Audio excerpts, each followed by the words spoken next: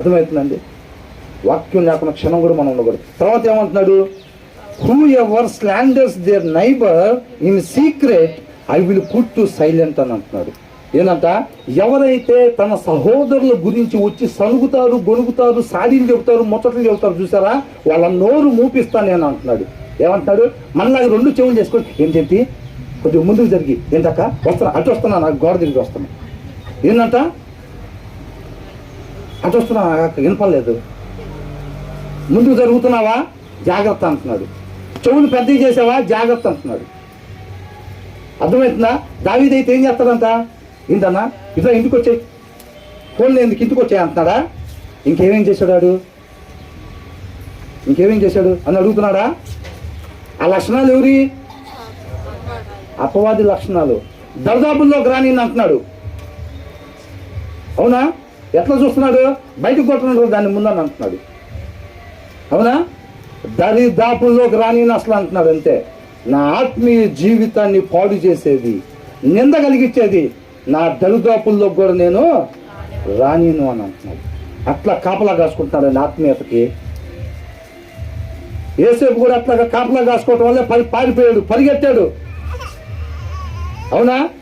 నా పరిస్థితి ఎట్లా ఉంది, ఎక్కడెక్కడ దొరుకుతాయి అట్లాంటి అవకాశాలను ఎదురు చూస్తున్నావా? ఎప్పుడెప్పుడు అవకాశం దొరికితే ఆత్మీయత జరగొట్టుకుందామని చెప్పి ఎదురు పరిగెడుతున్నావా? ఎట్లాగుంటున్నాం మనం? దావీదు ఎలాగుంటున్నాడు? ఒక మాదిరి. తీర్పుకు ముందే మనకి ఈ వాక్యాలు బయలుపడటం ఎంతో మేలుకరం అండి. అంతగా ప్రేమించే వాళ్ళు ఉంటారా మనల్ని? అవునా?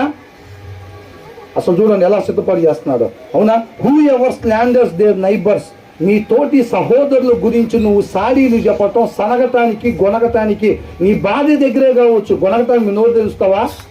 నీ భర్త గురించి నువ్వు సనగటానికి నోరు తెలుస్తావా? ఇంటి పక్కన వాళ్ళకి పోయి చెప్తావా?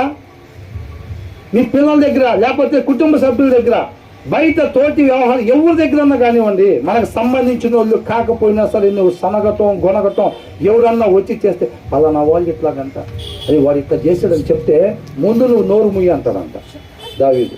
అర్థమైందా? అట్లాంటి వాళ్ళు తయారు కాకుండా చేస్తాడంట.